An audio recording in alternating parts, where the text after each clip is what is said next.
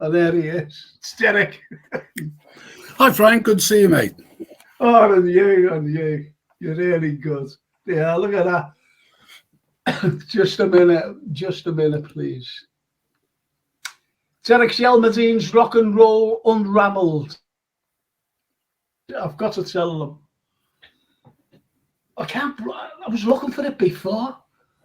I've got books all over. Anyway, it's that thick. It's like an encyclopedia. It's fantastic. And where can you get it? Where can you get it, Derek? You can actually order it at any UK bookshop because it's part of the the wholesalers lists. So you can order it at any shop. You can buy it on Amazon. It's on Amazon, and you can buy it directly from my website. Brilliant. So it's pretty freely available, as it were. That's great. That simply because people love their music. It's like I'll tell you. We were talking about Roy Wood the other week, weren't we? That's right, yeah. I got messages in, great, we love, Roy Wood. So they're like in the 70s, if you know what I mean. Yeah. And they were made up about, you were talking about Roy Wood, so that's a good thing. That's a great thing to get messages through like that. And absolutely. About your slot on here talking about, and just, I'm sorry about this. I'll just go down. Mark Kerry says, evening, Derek. Hi, Mark. Your brother says, evening, Degsy. How about that, Degsy? Degsy. And hello, Derek, and a pint for you and a thumbs up from Tony. Oh, brilliant. Brilliant. You can't go far wrong with a pint. No, you can't. And Sandra Kirkpatrick. Hi, Frank. Hi, Sandra. Hope you're well. Hope you're well, sweetheart. Everyone's saying hello to you. Look at the kisses for Frank there off, the little emoji. 9 little kisses. I've got no baggage. The only thing I've got is a wardrobe. Anyway, thank you, Sandra. I love you. And Lee Brazy, hi, Derek. So they're all saying hello to you. Oh, that's great. Hello to everyone out there in Facebook land. and YouTube. And YouTube land, exactly. Yeah. And Twitter. On everything. You're not more than me. Anyway, Derek, we're going to talk. I seen the small faces. And, live. Yeah. And they came on, here's how they came on. And it was brilliant. Because what has happened, Eric? Oh, Lynn, what has happened? They came on, I'll tell you what they were like. They were like, do you know the way you've seen the scene in London on film? Yeah. Right, so they came on and they were all dressed up, long coats on and whatever. And then they just took them off and then they played. It was brilliant. Absolutely. Absolutely fantastic. And live, unbelievable. Oh, they're a great band. So, Steve Marriott, did he start it off, Terry? Can you tell us? Yeah, there's an awful lot to talk about Steve Marriott before the Small Faces came along. I mean, the guy was born in Bow in London on the 30th of January, 47, so presumably in the sound of the bells. So the guy's a true Cockney. But in 1960, so he'd be about 13, he played the Artful Dodger in the West End. So like, Davy Jones in the Monkees, he started out very much in the same kind of musical theatre way. And he had his first single in March of 63. It was a solo single on Decca called Give Her My Regards. Not a song that's particularly well known. So I found it up on YouTube and I'd listened to it earlier. And it's very, very similar to Tommy Rowe's Sheila that had been a hit a little before that. If you check it out, it's called "Give Her My Regards." It's easy to find a video of it, and it puts you straight in mind of Tommy Rowe. Sheila. He got into his first band called the Frantics with a K around the same sort of time, 63, and they actually recorded "Move It." And Tony Meehan, you know, the guy from the Shadows, he was involved in that particular recording. It was never released. So I've never been able to track down. Do you reckon that there is a tape of it somewhere? Yeah, I'm sure there will be. I just couldn't track it down. And the Frantics became the Moments, which really was the band he's most associated with. Sometimes called themselves Steve Marriott and the Wandering Ones as well. I mean, the 60s had some great band names. And, you know, already we were talking about Tony Meehan. And in a parallel universe somewhere, there is no Small Faces. And that's because in 64, he was talking to David Bowie about forming an R&B duo. They were going to call themselves David and Goliath. So you can imagine if that had come off. I mean, they're both very, very strong guys. And, you know, it might well have been that there never was a Small Faces. The other guy that's very much part of the pre-Small Faces is Andrew Loog Oldham. He was the manager, second manager of the Rolling Stones, and he pops up a lot in Steve Marriott's story. And he recorded with Steve Marriott and also Andrew Oldham Orchestra. They recorded a single called 365 Rolling Stones, brackets, one for every day of the year, which I think is a great title. And he plays harmonica on that. And also that single is reputed to have John McLaughlin, the jazz rock guitarist, and Brian Jones singing Legals and John Paul Jones on it as well. I know John Paul Jones, the Led Zeppelin guy, his early career, he did a lot of studio recordings, you know, the studio musician for Andrew Oldham's immediate label. And it was about 64 when the Small Faces started to come on the scene. Ronnie Lane, Plonk Lane, he was in a band called The Outcasts. And in the summer of 64, they supported the Moments at a particular gig. And I don't know if they knew each other before, but that tends to be where the relationship gets reported as starting. And another name who crops up around this time, late 64, he was in a band called Marriott, was in a band called Johnny B. Great and the Quotations. And I've seen references to Phil Collins on drums with that particular band. I've never found a definitive answer, but, you know, I think there's a strong probability that Phil Collins was involved with that band probably around the time that Stevie Marriott was. So he was certainly rubbing shoulders with some people who were going to be household names. Megastars, yeah. Oh, absolutely. And, you know, as the Small Faces story carries on, at the beginning of January, Stevie Marriott was working in a music shop called J60, and he met in Manor Park, and he met Jimmy Winston there. So, you know, the band's really starting to come together now. And they performed their first gig on the 6th of May, 65. But again, that very nearly didn't happen because a month or so earlier, he'd auditioned for a band called The Lower Third. But he lost out to another guy who became quite famous, David Bowie. So again, you know, if he got the lead singing gig, guitar gig with The Lower Third, once again, there might well not have been a Small Faces. And it's interesting how Bowie and Stevie Marriott's paths cross a couple of times. That's incredible, that, because you wouldn't associate Bowie, would you? You really wouldn't. Now, Neil Broderick, I'd love you to answer this, which you can, like, if you want to leave it for another day. My question to everyone: you're on a trip to Mars and you can only take 3 albums. I would take Dark Side of the Moon, AJ, Alchemy. That's a cracker. And Lee Brady actually says, hang on. Lee Brady says,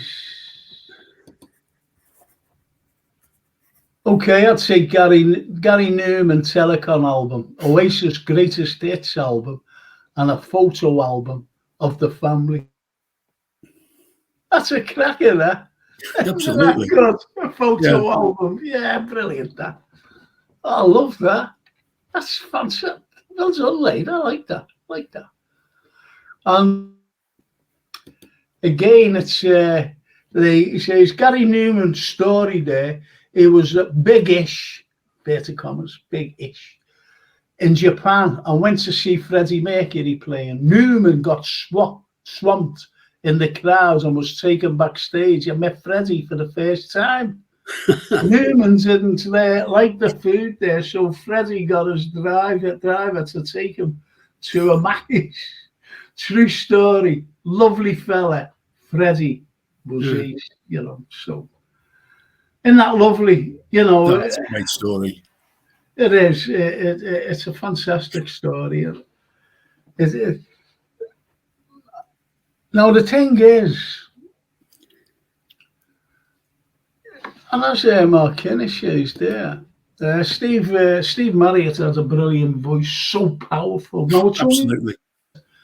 With the likes of Bowie, if they would have got together, they were very strong personalities and very strong voices as well. Do you think that, you mentioned Ronnie Lane there. I like Ronnie. I didn't half feel sorry for him when he came out with that diagnosis of MS. And I thought, oh no. And there's like tragedies, isn't there, in the world of music, no one bigger than John Lennon when he was actually murdered, Yeah, exactly. So like Sam Cooke that time, Sam Cooke. Okay, I'm going to ask you that question with answer. I'm going to ask you. I'm going to ask you to answer the question that Neil Broderick's at the end of the show. Okay. Well, can you answer it now? No, I've got two of the three definitely, and I was just pondering while you were talking on the third one. Okay. So I can give you the two that almost certainly would be there. Wait until the end. Yeah, wait until the end because that'll be good. I know one I'd take, and it was the very first album I bought. I went with I saved up for it. It's only a kid. Saved up for it because I loved the Beatles. Yeah. So the very first album I bought was Please Please Me. Oh, right. And I played it to death. Yeah, you know absolutely. What I mean. No, absolutely. Can I just tell you the story? Honestly, this is true. When Please Please Me came out as a single, my Uncle Ronnie and our Stevie, they brought me down to buy it. And my mum said, make sure that he, gets what he wants. So, I was a kid. And he says, yeah, all right. So anyway, it goes down. But I don't know where we went to get it, to be honest. It could have been Nems or somewhere. Mm. And we went in. And I said, have you got here? Please, please me, please. And Ronnie, big Ronnie, he's 6 foot up. We once A Tree Grows in Harlem by Jimmy Justice. Oh, right. Brilliant. And I was just... I couldn't do anything, and I got home and started crying. I said to me, Manny, and they had to go out and get me one. They had to come back with Please Please Me, Brilliant. What do you think of that? Jimmy Justice, though. Do you ever remember that? He had a few hits, didn't he? Yeah, Jimmy Justice, Jimmy Justice, in Harlem. Yeah, I remember. Or the Roads Grows in Harlem, wasn't it? Yeah. So... Steve Marriott, let's get back on track with Steve. Okay, well, the Small Faces played their first gig on the 6th of May, 65 at Kensington Youth Centre in East Ham. And that's where they got their name. After the gig, Jimmy Winston's girlfriend, I think her name was Annie, was at the gig. And apparently she said to them afterwards, you've all got such small faces. And they decided that they liked that. And that's apparently the background to the name of the band. Do you know what? You stole me tons of there because I was going to say the Small Faces is a very unusual name. Have you got any idea how they got the name? Just answered it. And that's exactly as well. Oh, that's great. You can imagine us saying it at the end of the gig, can't you, to them? And, you know, he had a young girl and gave him. I wonder if, you know, like as they became, you know, superstars, I wonder if that girl ever thought I gave them that name. But she didn't copyright it. Yeah, she must have thought. I'm sorry there, I have to say that. No, that's right. And the career really started to take off. I mean, it's not the cavern round the corner from you, but in London there was a place called the Cavern in the Town in Leicester Place, and that was they had a residency there for 3 or 4 nights. This is sort of June of '65, and Don Arden, you know, the famous manager, he saw them, liked them, and signed them up in early June and signed them to Decca. So, you know, their career really started to take off in around the September of '65. What You Gonna Do About It was the first hit. And there's another Cliff Richards reference here as well. It was co-written and produced by a guy called Ian Samwell, who was the original guitarist in the Drifters, which were the Drifters that became Cliff Richard and the Shadows. So, you know, his name pops up in various places as well. But by the time they got to their second single in early '66, Sha-La-La-La Lee, Ian McLagan had replaced Jimmy Winston. And that Sha-La-La-La Lee was co-written by Kenny Lynch, which is another name. I mean, he's had a few hits on his own.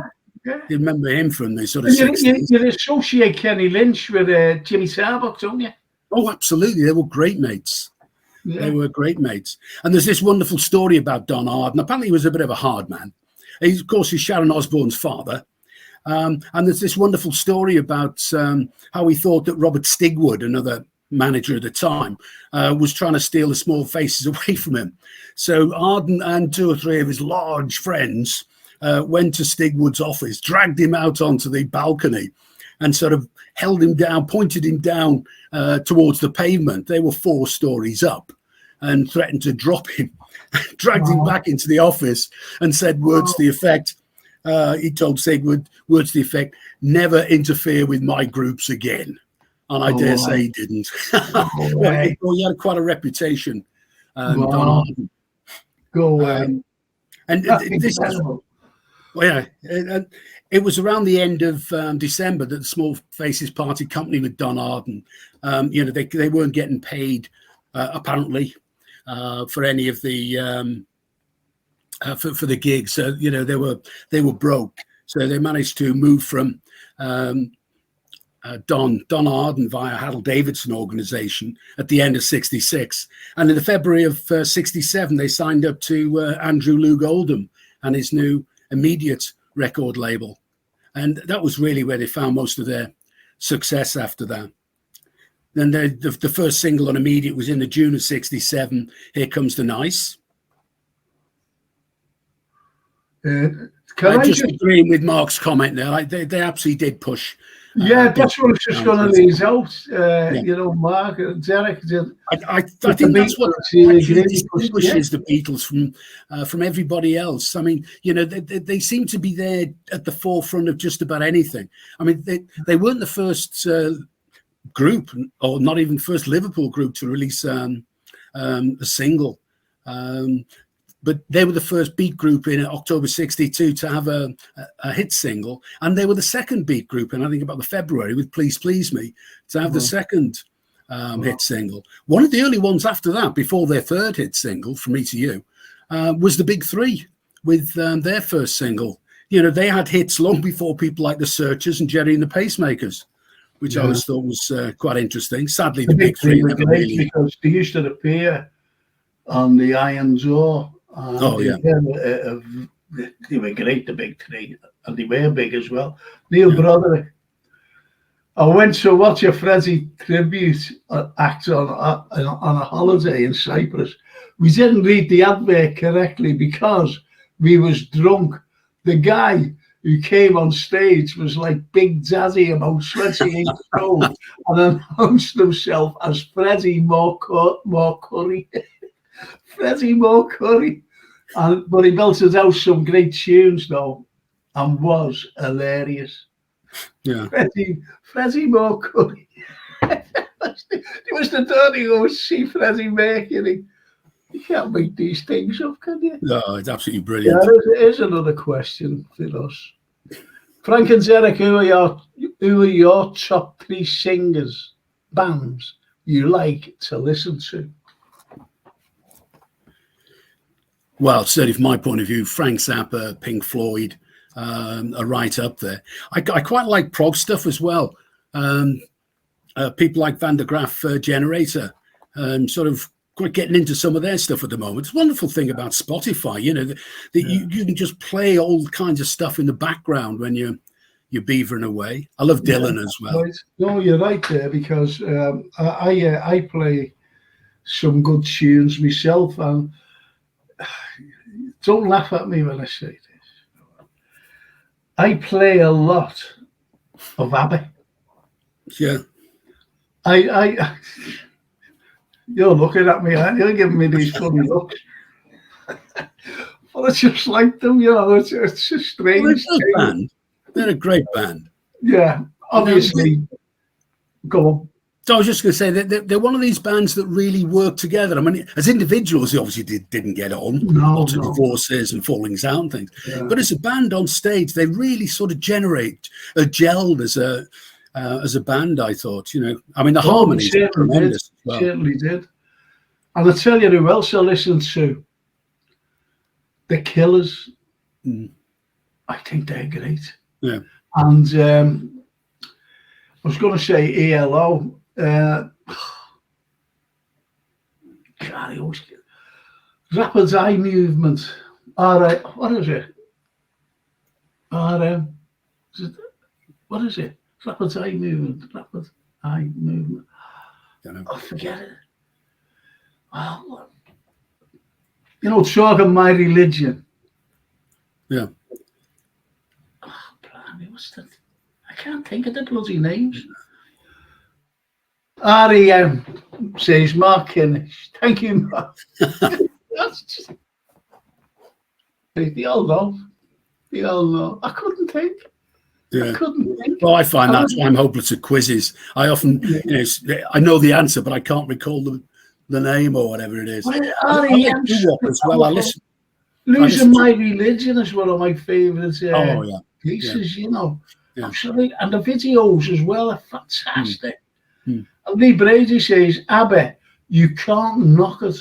Me and my granddad used to listen to them on the old cassette tapes around 2000 to 2003 when he passed away. I still listen to them a lot now.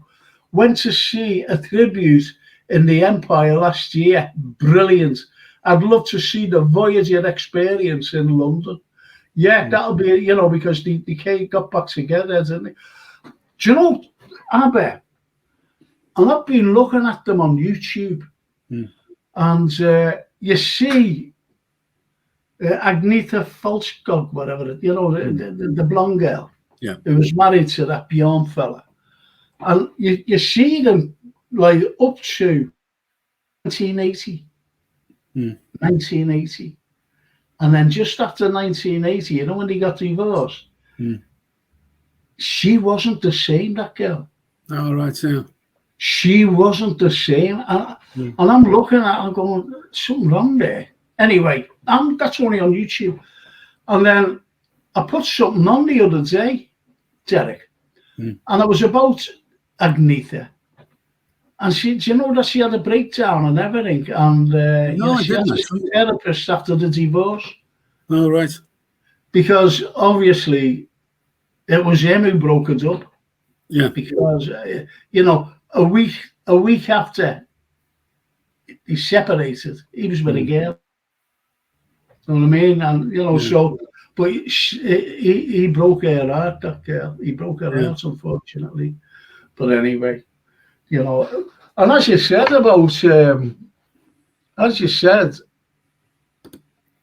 about like listening to, me and Broderick says Fleetwood Mac, my guilty pleasure.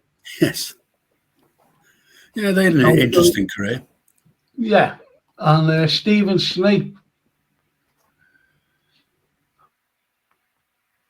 REM, Everybody Hates. There you go. Brilliant track. My personal favourite group is UB40. For me, the greatest fusion of black and white musicians there's been. How about that? Yeah. How about that? Yeah, good comment. It is a good comment, isn't it? Mm. So, yeah, like the Small Faces, right? So we're in the middle now, and they were having it. And it was interesting when they moved from Decca and joined Andrew Oldham on Immediate. There was quite a bit of sort of kerfuffling going on. Decca released their second Decca album, and it was, you know, a lot of outtakes and stuff from the first album. It wasn't really a second album as such. And in fact, the Small Faces actually recommended, I think it was in one of the music presses, to their fans not to buy the Decca album because it was rubbish. Yeah. But they released it on the same day as the first single, 2nd of June, 1967. The first single on Immediate, Here Comes the Night. So Decca released the album on the same day. And a couple of tracks on the Decca album were also re-recorded and on the first Immediate label album. And what's even more strange is that Andrew Oldham decided that what he'd do was call the first album on Immediate exactly the same as the name of the first album on Decca, the very imaginative Small Faces. So I think there was a lot of people playing a lot of games around that time. Mm. But then, of course, 1967, you get Itchy Park, possibly their most famous. I thought that was when it first came out. Yeah, it was quite groundbreaking as well. Some of the production techniques they were using there, phasing and stuff, was apparently right at the forefront of what was going on. And that gave them, it was their 8th UK hit. I mean, they were very successful, the Small Faces. Oh, yeah. In the UK, they only glanced off the American charts. I mean, that was their one and only American hit in early 1968, Itchy Coo Park. But I mean, also then we get to the middle of 1968 and what's got to be their most famous album, Ogden's Not Gone Flake. And with Stanley Ulwin. Yeah, well, you see, with the Small Faces, as you said, you know, hit after hit, 3 records and the 8 records, I'm sorry, in the charts, obviously. But they never ventured, really, when they made it big, they never ventured out of London. Really? No. Never ventured out of London at all. No, I never saw them. Yeah. I love that mod era. I love the Who and the Kinks as well. I mean, that was a great era, sort of 65, 66. Now, where's a question for you about the Kinks? All right. There's a question. Now, I was told years ago, Derek, that, Waterloo Sunset. Yep. He wanted to, kind of the Mersey Sunset or something.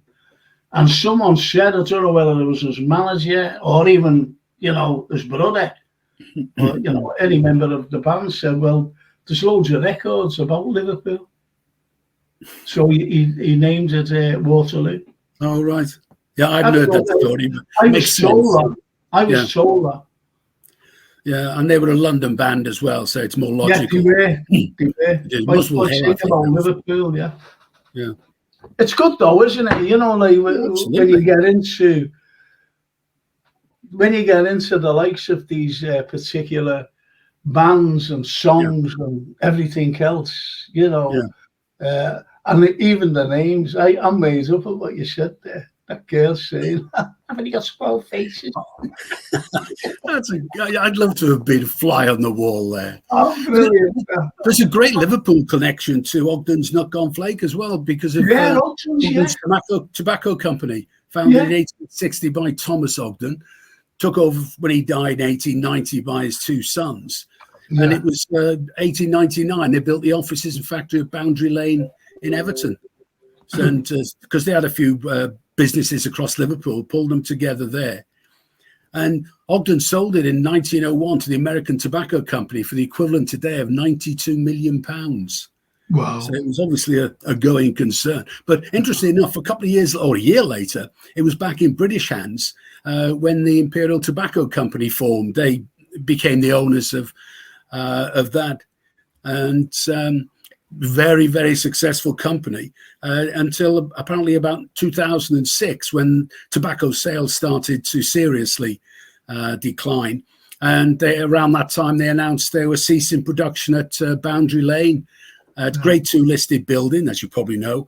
They put it up for sale, and Liverpool Mutual Homes bought it in 2016. They kept the office block and tower because it's probably listed, but apparently the factory's been demolished to make way for affordable homes. So a good opportunity to live on a site which is very much a little piece of history. Oh, this is what I mean. You know, I go mad. I'm a specialist on architecture. Yeah.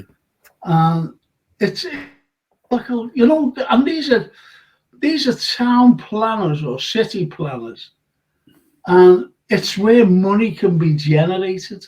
Yeah. And they just knock them down and just build whatever they want to build. Yeah. That's not going to last anyway, if you know what I mean. Oh, it's like taking a very strong stone building and building, you know, a building next to it, like with paper mache. It doesn't last. It doesn't last. And I've always said that. Always. Yeah. Librazi, I don't know if you ever heard Lewis before. You know, he said, have you heard of Lewis Capaldi before? Brilliant singer, but seen a video of him recently at Glastonbury where he was struggling to sing with, I think, Tourette's stroke tics. And so the audience helped him along. Great, he is taking a break to try and work on his problem's health. Isn't that brilliant? The audience, you know, helped him along. Yeah, that's great. It's so sad, isn't it? You know, these bloody diseases. What we have. It's like Ronnie Lane with his MS, wasn't it? Shut up. Because he went on after the Small Faces to form his own band in the early 70s called Slim Chance. I got one of their albums, really, really good. I really like it. I really like him. I thought he's really good. I told you, that's what I was going to ask you before as well. Do you know when they got together, the Small Faces, that is? Yeah. Did he do much singing, or was it just Steve Marriott? Because he was a good guitarist, wasn't he? Yeah. Oh, absolutely. They did a lot of co-writing together as well. So a lot of the songs they co-wrote. They had I think a strong relationship in all kinds of levels. But I mean, for the Small Faces, really, it started to fall apart in '69. I mean, so much changed in 1969. At one point you've got Woodstock in the August, and then you got Altamont in the December. And between them, they really I think epitomise the end of the 60s and the end of the sort of hippie dream and the 60s values. And so many other bands are sort of falling away at the end of the 60s as well. And the Small Faces was one of them. And apparently, well, not apparently, it's a gig on the Christmas Eve.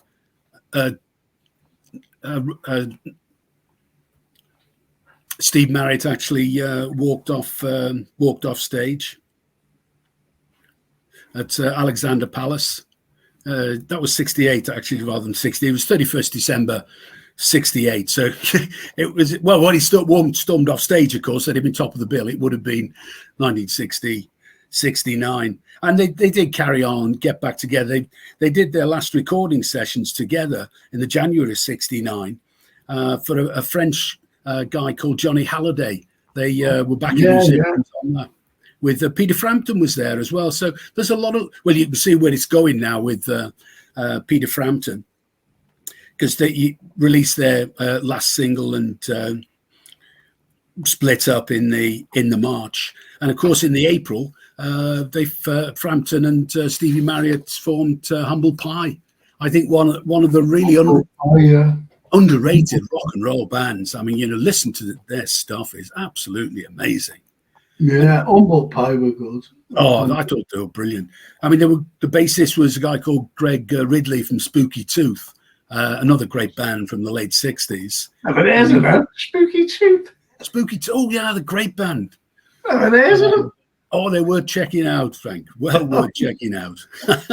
if only to see the album covers. Yeah. And a guy called Jerry Shirley, the drummer. I don't really know much about him, to be honest.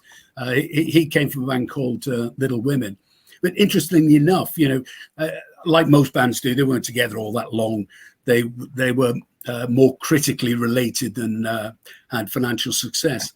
But down the line, it's Jerry Shirley that actually came to own the name of Humble Pie. Not sure exactly how that came along, but he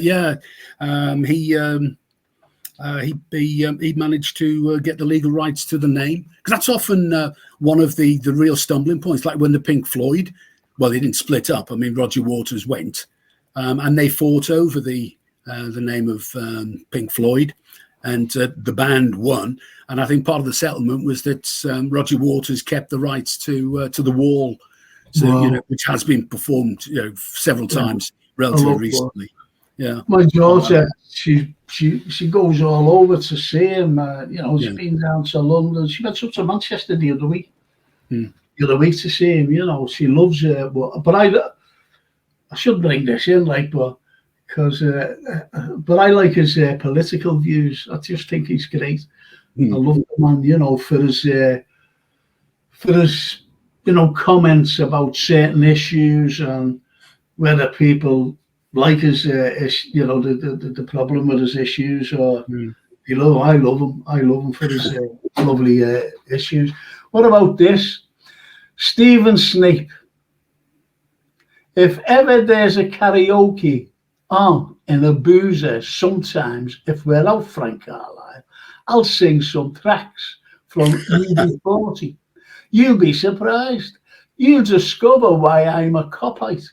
I was a professional choir boy for 5 years in the late 60s, early 70s.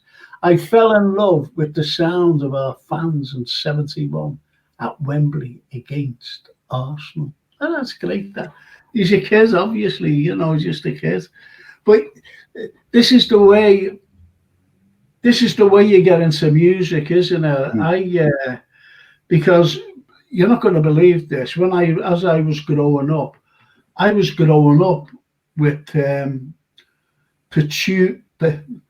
Puccini's Nessun Dorma. Do you know that? Absolutely. All Italian and classical music as well. That's what I grew up with.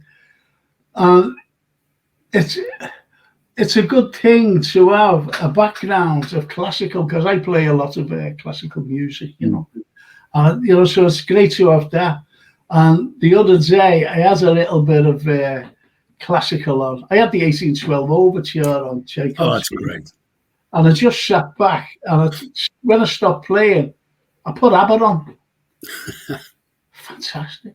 But you know what the first thing I put on? Dancing. Paranoia. Well, there's a nice contrast. What a contrast, Yeah. From Swan Lake to the 1812 Overture to Paranoia. Absolutely brilliant. So, what do you reckon of when they were coming up to break up? How come they did? Was the arguments? I just don't know. I haven't a clue how they broke up. All of a sudden, they blank, gone. Well, the Small Faces themselves. Yeah. Yeah, I think the band had just really run its course. You get they were probably I mean, music was changing an awful lot by the time we get to 1969. Psychedelia was coming along. Metal was on the horizon. Glam was on the horizon. So it might well be that inside the band, there was quite a lot of disagreement as to where they were going. I think it was just a sort of natural thing that happens to, I don't know, 9 out of 10 bands really, as they mature, because they were interesting. They didn't really come out of the beat era, the very beginning. They would, if you like, the bridge, the mod scene. People like Small Faces, the Who, and the Kinks. They were very much the bridge between the early beat groups that came out of the early 60s and the rock bands, the likes of Cream, Jimi Hendrix, Jefferson Airplane, Doors on the other side of the water, that emerged in sort of 66, 67. I mean, 66 is another massive sea change in rock and roll history, as it were. And I think 69 was when music really started to fragment. So you had lots of subgenres. Because really, before, well, certainly before the 60s, you know, there was rock and roll, and in that sort of idiom, there weren't a lot of subgenres of rock and roll. I mean, R&B was like a completely different background. But when you get to the beat music, it very quickly, it really, you could argue, arrived in back end of 65, beginning of 66, with bands like the Cream and Jimi Hendrix. I think we were slightly ahead of the Americans with that. But then by 67, you've got psychedelia really starting to motor, and blues, jazz rock fusion. People like McLaughlin were very much Chick Corea, were very Weather Report. You know, they were very much coming to the fore in the latter part of that time as well. So I've never actually seen, you know, a definitive, this was the big fallout they had or anything.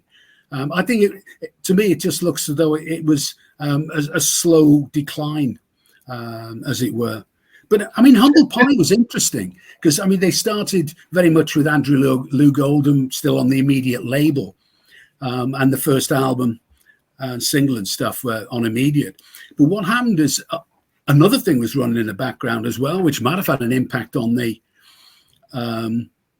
Small Faces, because Andrew Oldham, of course, went bust in 1970. Immediate Records were declared bankrupt, because what had happened when not John and Paul, when Mick and Keith had their drugs bust, he was very concerned about being drawn into it, Andrew Oldham, and he decided that the discretion being the better part of valor, he took himself off to off to America, and helped to organize the Monterey Pop Festival. Wow. And after that, he sold his interest in the Rolling Stones to Alan Klein. That's when Alan Klein came in. And that was when the Stones realized that they didn't actually own their back catalogue. When they'd signed up with Andrew Oldham, he'd signed his record production company were the ones that had the record deal with Decca, and they sort of leased the tapes back, as it were. So when Alan Klein took over, the Rolling Stones discovered they didn't actually own any of the material up until that point. I mean, I don't think they still do, but you know, that's when they discovered that you know, you need to read a lot more of the small print when you're signing management deals. So when Andrew Oldham came back in sort of 67, 68, he was really then he pretty much finished with the Stones. I think he had finished with the Stones.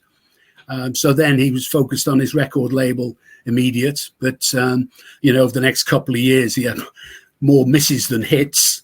And he went bankrupt in 1970. So, of course, Stevie Marriott now is looking for a new manager. And he got involved with a guy called D'Antoni, who apparently is a little bit on the fringes of ganglandom, allegedly.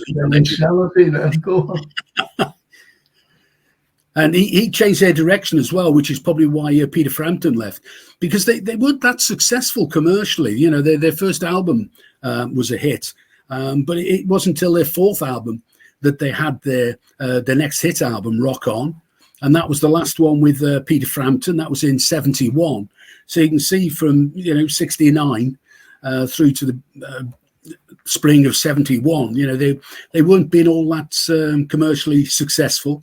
Then a guy called Clem Clempson from Coliseum, Bakerloo, He replaced Peter Frampton, and then they had a couple more hits. They had their last hit album with Eat It, and what was interesting there was they brought in a backing group called the Blackberries to give him more R&B flavour. And I've been listening, preparing for this chat. I've been listening to quite a lot of Humble Pie, some of which I haven't heard for a while. And when it was running in the background. It was a sort of compilation thing on Spotify. And I thought, wow, that's interesting. It had its real R&B flavour. And then I'd look at what I was listening to, the actual track, and then discovered it was from the one of the albums that the Blackberries had been involved with, and it had a really noticeable difference. I mean, I've really got probably more into the Humble Pie than I was before. You get sort of immersed in a band sometimes, not always, but sometimes they just go up and up in your estimation. And just another snippet that I thought was quite fascinating.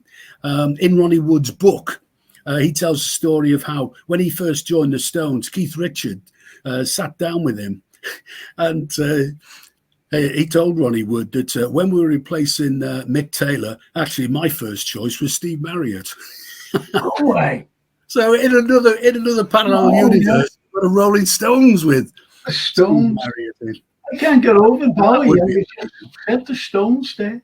Yeah, but I think they were just looking more for a guitarist than they were for another vocalist, which is probably why it didn't go that way. But you can really see Steve Marriott fitting in as a Rolling Stone, I think.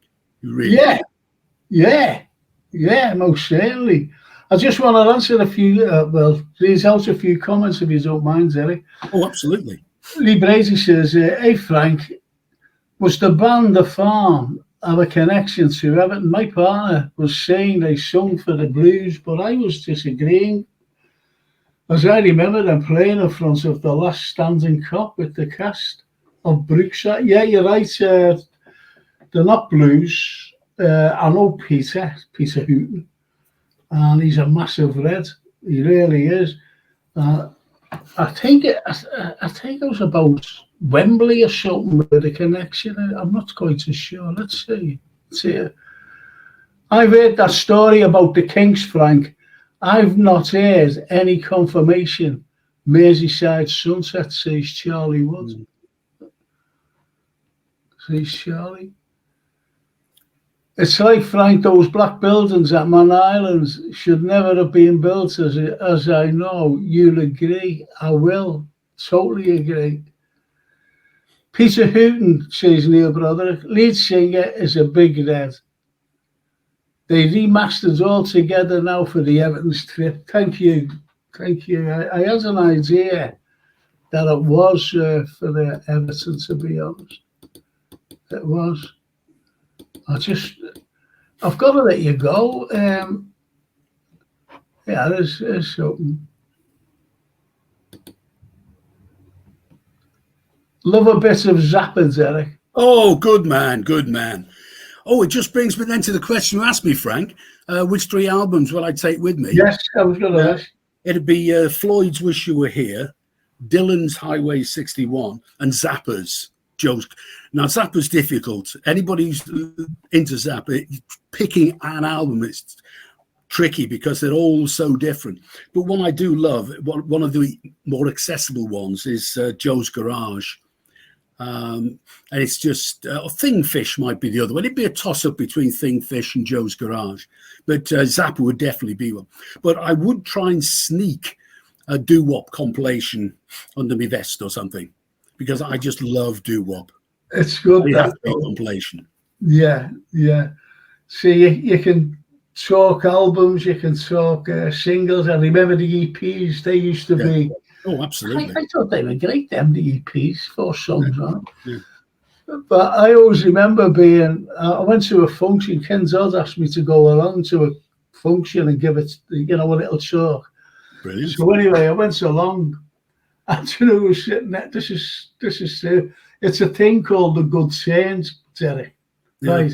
And it's all charity, and they raise money, for those like bus things, mini buses to take, you know, the underprivileged children about, and people with learning difficulties and things, you know, the likes of that. Anyway, I was sitting next, if you could imagine the stage, right? You had a fella on drums going like this, right? Yeah. You had another fellow on a guitar, right? Mm. And another, I don't know what the other fellow was playing, but he was playing, and that was the band. That was the band. So anyway, I'm sitting there, and he said, Frank, will you get up and give a talk? I said, yes. So anyway, I got up, give a talk. It's only for 15 minutes or so. And I got down like that. I was sitting, so the little band was going, and he turns around, comes out, right, to Rick Astley. I'm sitting there. Anyway, get up. Well, he said, get up, give a song. And he went, I've got no band. He said, there's the band. He said, they play out of key. That's what he said to kids. He said, get up there. And he had to get up and give a song. But he was good. Yeah. He was good. The band were awful, like, but he was good. It was incredible. You know, you're going to talk about the next time. We did think Badfinger might be a good topic. That'll be an interesting one. What I'll do as well, I'll just have a look if there are any major anniversaries coming up that might be make a good topic. Okay. So I'll liaise with Jason on that one. But I mean, there's so many good topics. I mean, I didn't like you know, like when it ends. I always like it till it ends on a good note. Right. You know, like Ronnie and Steve, you know, of the Small Faces, and you know, rest in peace, that's all. And as I said, you know, a great band, seen them live, and I just anyway. Yes, definitely do not eat the yellow snow. Don't go where the Huskies go. Does that? Yeah, it's yellow. Don't eat the yellow snow as a reference to yeah. song, the line from Zappa. Yeah. I've got a mate, right, and he's in a band, but when he was a lot younger, image of Frank Zappa, and we still call him Zappa today. We call him Zappa. Brilliant. Yeah. Because doesn't look like him now, though. He hasn't got the long hair either. He hasn't even got hair like you. But what a fella. Derek, thank you. Oh, I really enjoyed it, Frank. Thanks. No, will you talk about? I was going to ask you to. No, talk about who you said, and really what I want you to talk about as well. I know that they're, you know, they're still going and everything else and whatever. There's little known about the individual Stones. Oh, right. Brian Ferry and Brian. Could you combine them two? Not when you're on the next time, but the time after. Well, the Rolling Stones and Brian Ferry. Yeah. No, I mean separately. You know, I want you to talk about the Stones, and I want you to talk about Brian Ferry because he has one of those distinctive voices. Yeah. You know, and he was stylish, wasn't he? You know, very much so. Yeah. I remember this girl, Sir Michael's wife. Funny enough, and I was going somewhere. I think I was going to give a lecture. I'm not quite so sure. I was going to give a lecture up Mount Pleasant, you know, around there, Liverpool University. And I seen our Michael and his wife, Anne. And I went, oh, then. And he went, Francis, where are you going? I said, I'm going to give a lecture. And when I looked at Anne, honestly, she had this, like, the GI's uniform on. A uniform, you know. And I went, what are you dressed like that for? Going to a fancy dress? She said, no, we all dress like that.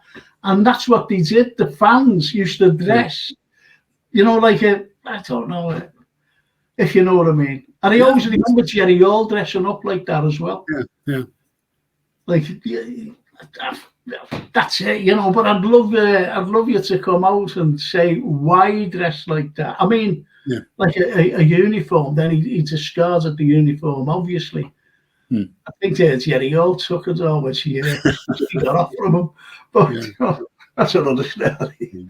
But a great topic for the Stones would be the Brian Jones years, because that's the most interesting. Because then you've got how the Stones came together, and that's a really interesting story. And it's very much Brian Jones's group.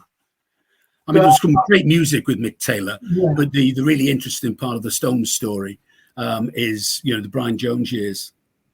We do that next time if you like. You've got to do that. And can you do Brian Ferry alongside them, if you know what I mean? On the same show? Yeah, we could. Yeah, because there's not as much to talk about with Brian Ferry. Yeah, that's what I'm glad you said that. You know, we can talk about the Stones, but as I said, you know, there's hardly anything, which is strange. You know, it's a strange concoction. But anyway, Derek, I just got to say thank you for saying, and when is it? 1, 2.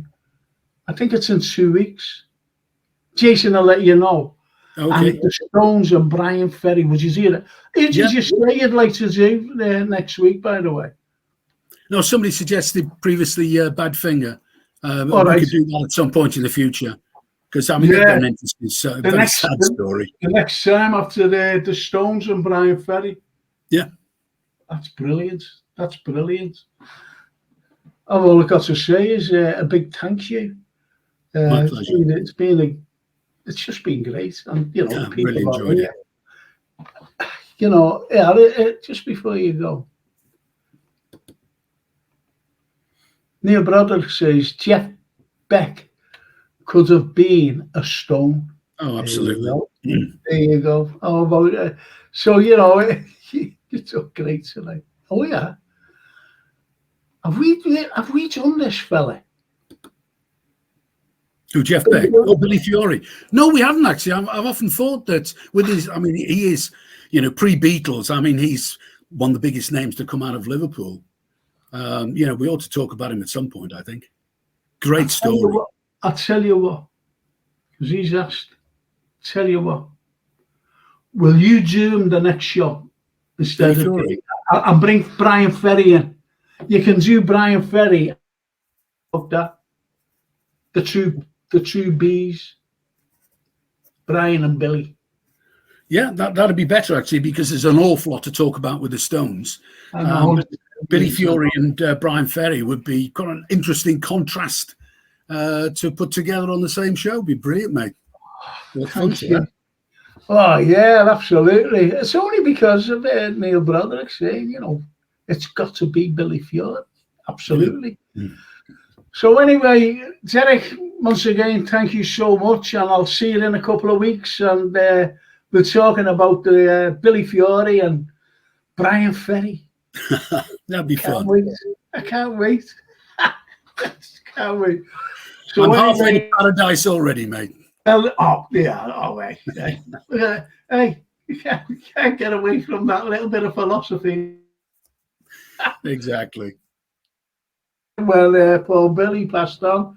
But anyway, see you in a couple of weeks, and you know, God's willing, we'll have a chat about Brian and the other fella. Yeah, exactly. Okay. Have a good Thank you so much. Enjoy the rest of the show, mate. Cheers.